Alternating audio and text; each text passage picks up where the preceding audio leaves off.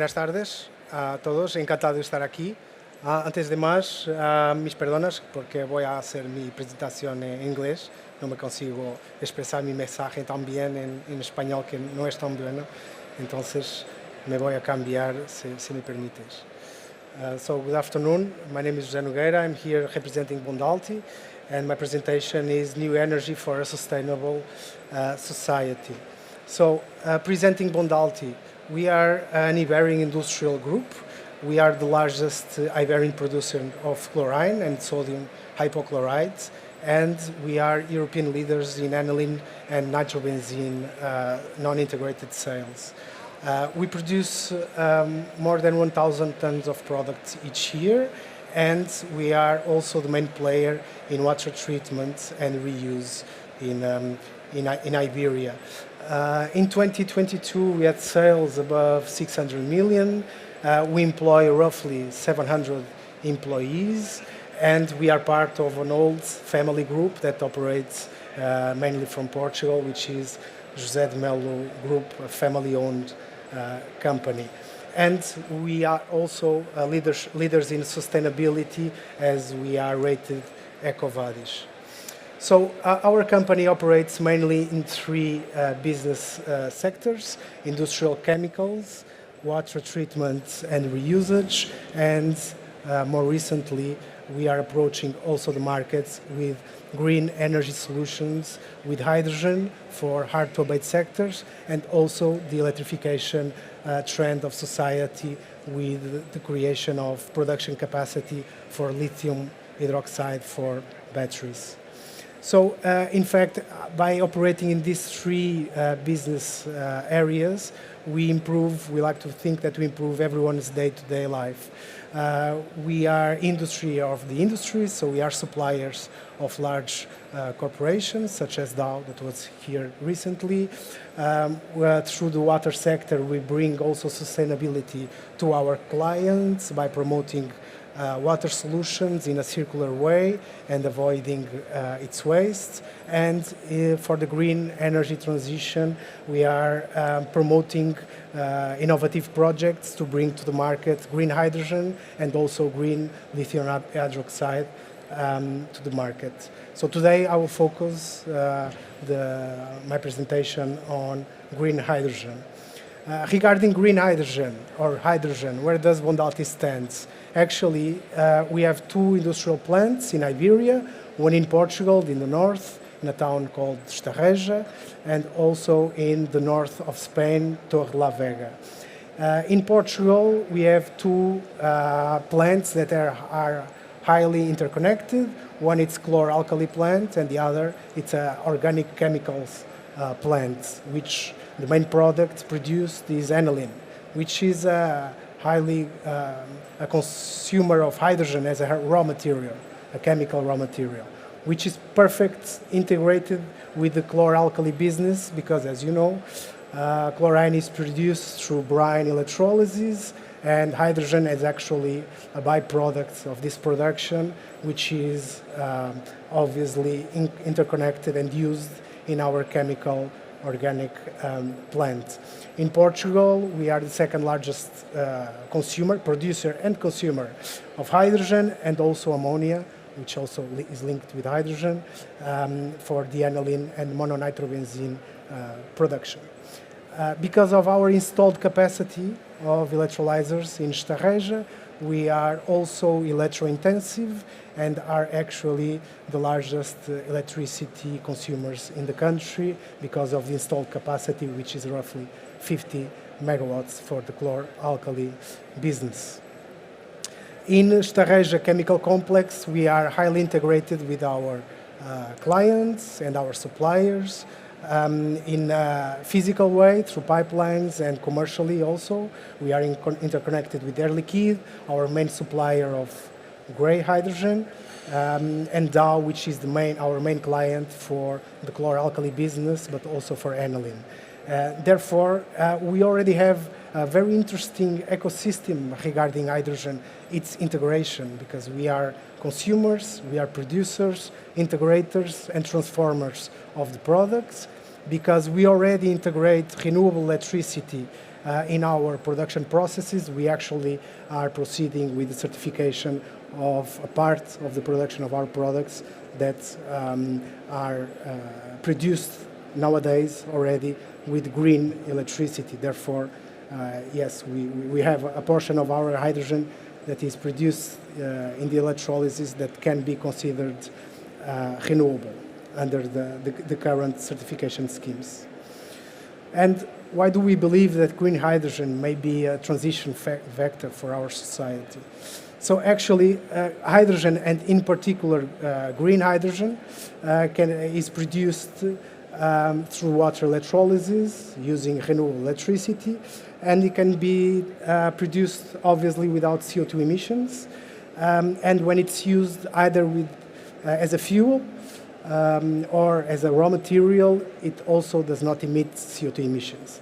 This means that actually we are talking about a product that is a decarbonization energy carrier, either if it's used as today in Estarreja as a chemical feedstock, or in the future as raw material for mobility, or a fuel for industry that requires high temperature heat that cannot electrify, the so-called hard-to-abate sectors.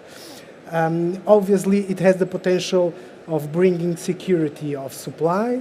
And why? Because it is produced using endogenous resources, meaning it uses local water resources, local solar and wind resources. Therefore, it's highly predictable that we will not run short of the product, because it should be produced locally using these resources, and is a requirement actually for the labeling of renewable hydrogen. So therefore, when you compare it, for instance, with natural gas, there's an obvious difference in Europe, because gas obviously has to be imported. And this also brings us to the third value proposition, which is the potential stable pricing. And why is that? Because when you base the production of these products on long-term agreements for renewable energy, this means that you are left with very little marginal costs of production. Meaning that if the clients require, the product can be produced with the majority of the price locked in to long-term PPAs or even investments, directly investments in solar and wind parks, meaning that it has the potential of stable pricing, which is something that is very hard to achieve, if not impossible, for natural gas, because it has the obvious influence of the markets surrounding the products. So therefore, if we look to the value proposition of green hydrogen, it can be used directly as a fuel for direct emissions reduction for industries that cannot electrify, and it can also generate a byproduct, which is very interesting for high temperature applications, which is oxygen, which will allow also these applications not only to reduce their fuel consumption, because it will increase combustion efficiency, but it will enable also the second utilization vector, which is you will have an impact on the concentration of the CO2 on the flue gases, meaning that you are able to concentrate CO2. So in the end, you have a product that is more easily captured and transformed in high value-added products, such as sustainable aviation fuels, methanol, ethanol, or other hydrocarbons that require hydrogen and carbon in its composition. Therefore, it's a very versatile product that can be used in different ways in the industry. And obviously, we are left with the question how competitive it is. And when you look to the potential pricing of the product and how it compares with the alternatives, in particular green hydrogen in Iberia, and here I bring you the average solar irradiance and wind speed for Portugal, but this is mainly true also for Spain. We are talking about Iberia. You look at very high capacity factors, meaning that fortunately Iberia has an excellent complementarity between high solar intensities during the day, very high wind speeds during the night, meaning that when you compare the best locations for both resources, you can go up to 75% of capacity factor that you can run your electrolyzer, which is something very important for the final price of the product. And this is something that is very hard to achieve in other countries of Europe when looking to other sources of renewable electricity. So therefore, Iberia has big potential to be a large producer of green hydrogen with competitive prices, which will unlock business cases downstream in other products such as ammonia or methanol with CO2 capture. Besides the obvious resource availability, we also have interesting support mechanisms in Europe, either through CAPEX supports, such as the Innovation Fund or the Green Deal, but also the recently announced CFD mechanisms or Innovation Fund auctions that can be used to close the gap and close the funding gap of projects that are mainly using green hydrogen as a raw material. And so I bring you today also a concrete example of a project that BONDALTI is developing in Portugal. It is called H2 Enable, and it has the motto of the hydrogen way for a chemical future.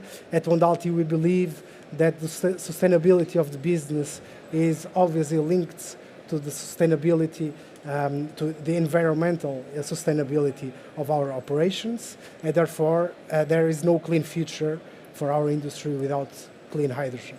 So we launched and developed a green hydrogen project. It has the ambition of a 40 megawatts installed capacity with a COD in between 2025 and 2026, and we will have a final investment decision throughout the year 2023. It is a project that has been approved and endorsed by European Commission in the EU IPCEI hydrogen work stream, so it has been classified as an important project of common European interest, which is a testimony of the ability of BONDALTI to use its previous experience in the chlor-alkali industry, and the fact of being a hydrogen producer and consumer puts us in a position that we can leverage and launch these projects in a more competitive way. So within the IPCEI, we have been one of the few companies in the first wave to receive the IPCEI status in the chemical business, and not a few, only a few companies have achieved the feat. So we are very proud to be amongst them and to be one of the first to reach this milestone in green hydrogen projects. So the project aims at looking at the value chain, at complete value chain, so the production, transport, storage, and utilization of the products. We are responsible for the vast amount of investment in the project. We count also with the support of our R&D partners to develop solutions where we feel that the operation of these projects still require some innovative products, and we count also with our partners in the current chemical complex to develop the value chain downstream of the production and utilization of the hydrogen. We are looking to three main market segments. Obviously, our own of chemicals by integration in low CO2 footprint chemicals, but also to provide the product in a competitive way for decarbonization of hard-to-abate industrial heat.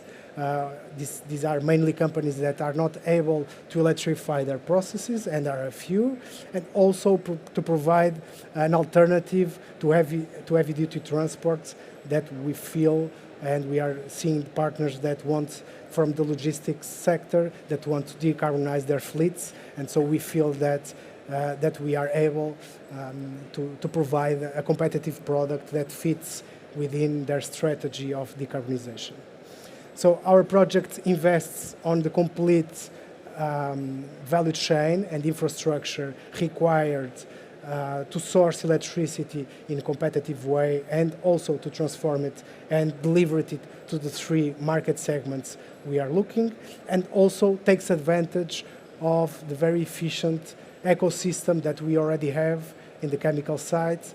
That is a site which is already prepared to consume vast amounts of electricity.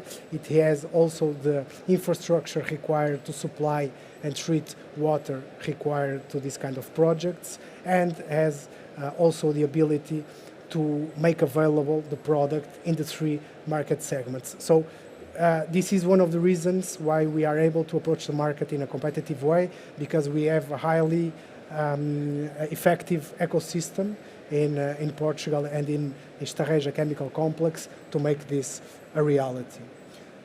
So the main numbers of the project, so we're talking about a roughly 140 million euros investment with a production capacity of the plant of roughly 6,000 tons per year of hydrogen. This already shows you that we are working with high capacity factor for the plant, and we will be able to allow emissions reductions throughout the 10 years of operation of the project of roughly 400,000 tons of CO2. So a project that is relevant in the current state-of-the-art of green hydrogen projects, where we have most projects be announced, but only a few reaching FID, and we are confident that we will reach it throughout the year of 2023. Just wanted to show you also some of the infrastructures that we already have in Estarreja for the production, processing and storage of hydrogen. So we are also experienced operators of this kind of infrastructure. We manage the electricity, we buy the electricity required for the process, we operate large-scale electrolysis systems that are more complex than water electrolysis, which are brine electrolyzers. We process it, we compress it, we transport it, we storage, and we transform it. So we believe that the first movers in this field, the most effective movers, will be the chlor-alkali actors at the moment, which places also in a good position. And then, before ending the presentation and open this to whatever questions you might have, just wanted to show you that in Estarreja, actually in the 50s, Portugal had the most available source of electricity was actual hydropower, meaning that before the entrance of very cheap natural gas in the country, this was the cheapest and more available source of electricity. Therefore, most of our hydrogen was produced using water electrolysis, using this kind of electricity. And looking at our archives, we know today that we were probably having a capacity installed electrolysis capacity of roughly 20 to 30 megawatts, and we were using this hydrogen to produce ammonia, meaning that we were actually not because of sustainability, not only because of sustainability goals, but because it was the cheapest form of available energy. We were producing green ammonia using green hydrogen at the 50s. Everything changed obviously with natural gas entering Europe at very cheap prices. But so this has been done in the past, and we are confident that we will be able to do it in the future. So to end, our purpose is obviously to work for a better world by creating innovative and sustainable chemistry. Thank you very much. Muchas gracias. And if you want to place some questions, I'm happy to answer. Thank you.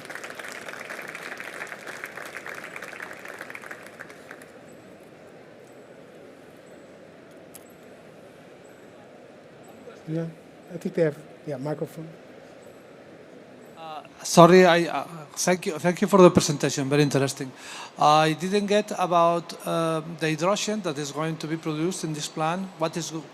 Who is going to be used, on which process is going to be used? I didn't catch it. If you can clarify me, please. So the users of the hydrogen, you mean? So the production will be split amongst three market segments. The chemical sector, which is the local aniline plant, which is the consumer.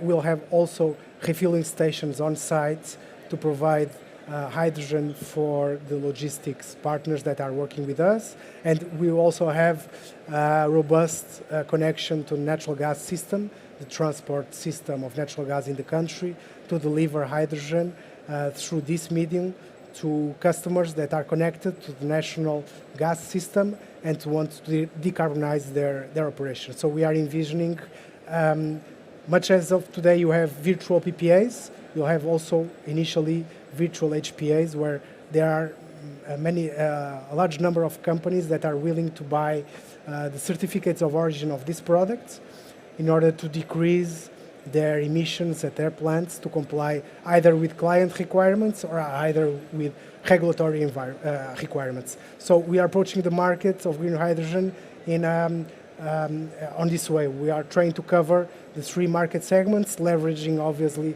on our own consumption of hydrogen.